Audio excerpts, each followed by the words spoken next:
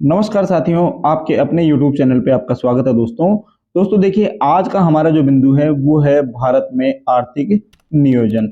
हम देखने वाले हैं कि भारत में आर्थिक नियोजन की जो प्रक्रिया है वो कब से प्रारंभ हुई, इस आर्थिक नियोजन के लक्ष्य क्या होते हैं, इस आर्थिक नियोजन का इतिहास क्या है।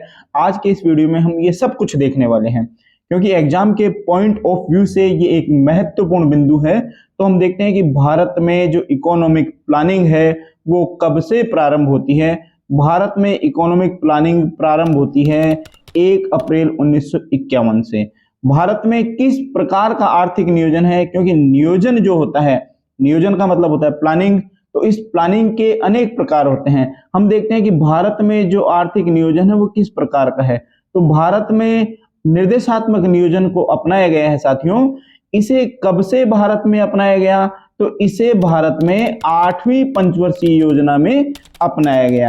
यानी भारत में वर्तमान में जो आर्थिक नियोजन है वो किस प्रकार का है, उसे आप क्या नाम देंगे, उसे हम नाम देंगे निर्देशात्मक नियोजन। इसे ही आप आदेशात्मक नियोजन भी कहते हैं। तो ये आदेशात्मक नियोजन होता क्या है, निर्देशात्मक नियोजन होता क्या है, इसको हम जानेंगे कि निर्देशात्मक नियोजन हकीकत में क्या है। What is the definition of आदेशात्मक नियोजन, यानी इस निर्देशात्मक नियोजन की डेफिनेशन क्या होती है। तो देखिएगा, ऐसा नियोजन जिसमें लक्ष्यों का निर्धारण केंद्रीय नियोजन संस्था द्वारा किया जाता हो, ऐसे नियोजन को हम कहेंगे आदेशात्मक नियोजन। देखिए, ये जो आदेशात्मक नियोजन है, इस आदेशात्मक नियोजन को हम मुख्य रूप से 1991 में, जब भारत में आर्थिक सुधारों का दौर प्रारंभ किया गया, जिसे आप उदारीकरण के दौर के नाम से भी जानते हैं, उस समय भारत में ये जो निर्देशात्मक नियोजन है, इस विचारधारा को फिर से पुनः स्वीकार किया गया था। यानी आर्थिक नियोजन का जो प्रकार होता है आदेशात्मक नियोजन, इसे वापस से 1991 में आर्थिक सुधारों के दौर में इसे पुनः स्वीकार कर लिया गया। अब हम देखते हैं कि भारत में आर्थिक नियोजन के लक्ष्य क्या क्या होते हैं। The goals of economic planning, कौन कौन से लक्ष्य आर्थिक नियोजन के होते हैं, तो एक एक करके हम इसके सभी लक्ष्य देखने वाले हैं। लक्ष्य नंबर 1, आर्थिक विकास को बढ़ावा देना। यानी भारत में आर्थिक नियोजन का पहला लक्ष्य है आर्थिक विकास को बढ़ावा देना। आर्थिक नियोजन का दूसरा लक्ष्य है सामाजिक न्याय की प्राप्ति, यानी भारत में सामाजिक न्याय को प्राप्त करना भी इस आर्थिक नियोजन का लक्ष्य बनाया गया है। इसका तीसरा लक्ष्य हम देखते हैं पूर्ण रोजगार की प्राप्ति, यानी पूर्ण रोजगार, व्यक्तियों को, जितने भी व्यक्ति देश में निवास करने वाले हैं उनको पूर्ण तरीके से रोजगार प्रदान किया जाए। इसका चौथा लक्ष्य बनाया गया निवेश एवं पूंजी निर्माण को बढ़ाना, यानी देश में निवेश को बढ़ाया जाए और साथ में पूंजी निर्माण को बढ़ाया जाए। इसका मतलब यानी भारत में आर्थिक नियोजन की जो प्रक्रिया है उसके माध्यम से निवेश को बढ़ाया जाएगा, तो हम कहेंगे कि पूंजी निर्माण की प्रक्रिया को भी गति मिलेगी। पांचवा जो लक्ष्य बनाया गया साथियों वो है आत्मनिर्भरता की प्राप्ति, यानी भारत में आत्मनिर्भरता को प्राप्त करने का लक्ष्य भी इस आर्थिक नियोजन में शामिल किया गया है। उसी क्रम में इसका जो नेक्स्ट लक्ष्य है वो है गरीबी निवारण एवं रोजगार अवसरों का सृजन करना, यानी देश में गरीबी को खत्म किया जाए, किस तरीके से गरीबी को खत्म किया जाए, ये लक्ष्य भी निर्धारित किया गया इस इकोनॉमिक प्लानिंग में। लक्ष्य नंबर 7 देखिएगा, आय वितरण एवं क्षेत्रीय विषमता को दूर करना। उसी क्रम में लक्ष्य नंबर 8 है आधुनिकीकरण, और आधुनिकीकरण के लक्ष्य को किस योजना में अपनाया गया, छठी पंचवर्षीय योजना में इस आधुनिकीकरण के लक्ष्य को अपनाया गया। हम देखते हैं इसके और लक्ष्य, तो लक्ष्य नंबर 9 देखिएगा मानव संसाधन विकास, और मानव संसाधन विकास को अपनाया गया 8वीं पंचवर्षीय योजना में। हम देखते हैं इसका 10वां लक्ष्य, तो 10वां लक्ष्य है निजीकरण, उदारीकरण तथा वैश्वीकरण के दौर में गरीबों को सुरक्षा जाल प्रदान करना। यानी देश में 1991 में 1991 में भारत में जो रिफॉर्म्स अपनाए गए, हम ये कह सकते हैं जो एलपीजी पॉलिसी अपनाई गई, हम ये कह सकते हैं कि जो निजीकरण का दौर प्रारंभ किया गया, उदारीकरण का दौर प्रारंभ किया गया और वैश्वीकरण का जो दौर प्रारंभ किया गया, उस दौर में गरीब व्यक्तियों को सुरक्षा प्रदान करने का लक्ष्य भी इस आर्थिक नियोजन का बनाया गया था। और उदारीकरण क्या होता है ये आप जानते हैं कि देश में जो आर्थिक नीतियां थी, हमारे देश में 1990 के दौर में जो आर्थिक नीतियां लागू की गई थी, उनमें ढील देने की जो प्रक्रिया है उसे उदारीकरण यानी लिबरलाइजेशन के नाम से जाना जाता है। तीनों को हम सम्मिलित रूप से एलपीजी पॉलिसी कहते हैं। लक्ष्य नंबर 11 देखिएगा, तीव्र आर्थिक समावेशी विकास। ये किस योजना में अपनाया गया? 11वीं पंचवर्षीय योजना में ये लक्ष्य अपनाया गया था। अब हम बात करेंगे भारत में आर्थिक नियोजन का इतिहास, यानी क्या पास्ट रहा है आर्थिक नियोजन का। जिस आर्थिक नियोजन की हम आज बात करते हैं, क्या वो एक साथ प्रारंभ हो सका या फिर उसको हमने धीरे धीरे देश का जैसा माहौल था उसके अकॉर्डिंग इसको प्रारंभ किया गया। तो देखिए साथियों, कोई भी नई व्यवस्था एक साथ प्रारंभ नहीं होती है, उसके पीछे एक लंबा इतिहास होता है। और भारत में आर्थिक नियोजन जो लागू हुआ 1951 में, उसके पीछे भी एक लंबा इतिहास है। इस इतिहास को हम देखते हैं, पॉइंट टू पॉइंट देखिएगा। भारत में आर्थिक नियोजन का विचार जो है वो सर्वप्रथम किसके द्वारा दिया गया? एम विश्वेश्वरैया द्वारा दिया गया।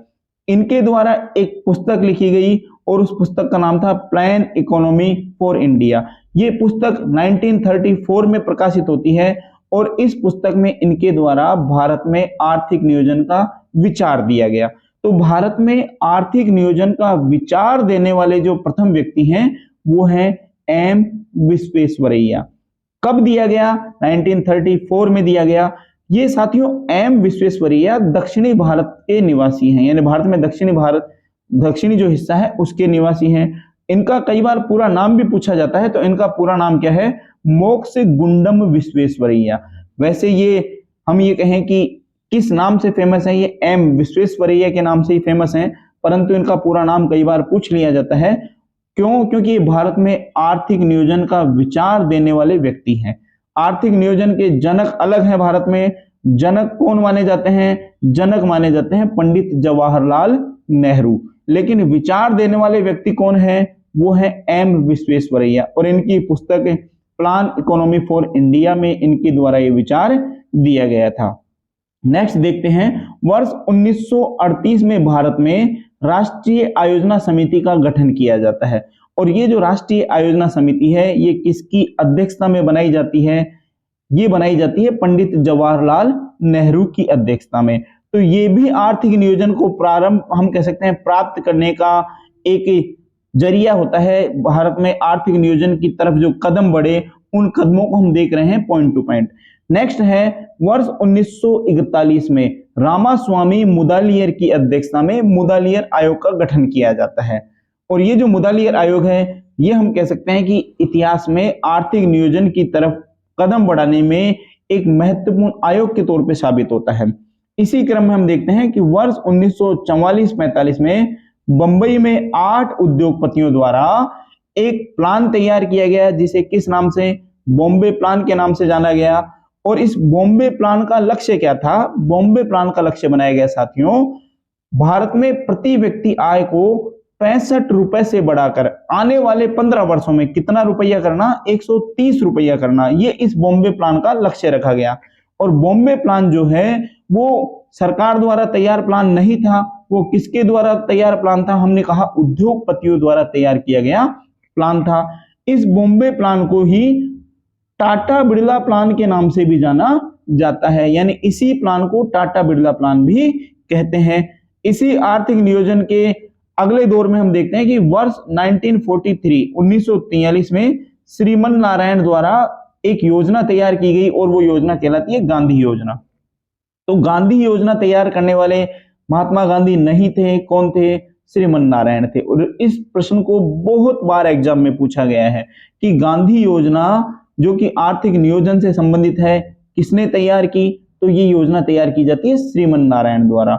इसी क्रम में हम देखते हैं कि वर्ष अप्रैल 1945 में मानवेंद्र नाथ रॉय, जो कि MN रॉय के नाम से भी जाने जाते हैं, इनके द्वारा पीपल्स प्लान, जिसे जन योजना भी कहा जाता है, तैयार की गई। आगे देखिएगा, वर्ष 1944 में 1944 में अर्देशीर दलाल की देखरेख में भारत में आयोजना एवं विकास विभाग की स्थापना की जाती है। साथ में देखते हैं कि 1946 में केसी नियोगी की अध्यक्षता में सलाहकारी योजना परिषद की स्थापना की गई। और साथियों, ये जो केसी नियोगी समिति है, ये हम ये कह सकते हैं कि इस समिति की सिफारिश पर ही आगे जाकर भारत में योजना आयोग की स्थापना की जाती है। और ये प्रश्न बहुत बार एग्जाम में सीधा पूछा गया है कि भारत में योजना आयोग की स्थापना किस समिति की सिफारिश पर की गई। तो 1946 में एक समिति बनी थी केसी नियोगी की अध्यक्षता में, उस समिति की सिफारिश पर भारत में योजना आयोग की स्थापना की जाती है। नेक्स्ट आगे देखिएगा, वर्ष 1950 में जयप्रकाश नारायण द्वारा सर्वोदय प्लान तैयार किया गया। तो ये भी हम कह सकते हैं कि आर्थिक नियोजन को लेकर एक महत्वपूर्ण प्लान है, ये भी सर्वोदय प्लान, जो किसके द्वारा तैयार किया जाता है, जयप्रकाश नारायण द्वारा। और अंत में हम देखते हैं कि भारत में 15 मार्च 1950 को योजना आयोग की स्थापना की गई। और ये जो योजना आयोग है वो एक महत्वपूर्ण आयोग के तौर पे जाना जाता है। हमने देखा कि इस योजना आयोग को बाद में 1 जनवरी 2015 को कन्वर्ट कर दिया जाता है नीति आयोग में। और इसी तरीके से आप अपनी तैयारी को आगे बढ़ाइए साथियों, और तैयारी को आगे बढ़ाने में हमारे इस चैनल द्वारा आपको बहुत अधिक सहायता की जाएगी। बी कंटिन्यू, बी रेगुलर, और चैनल को सब्सक्राइब कीजिए। Thank you.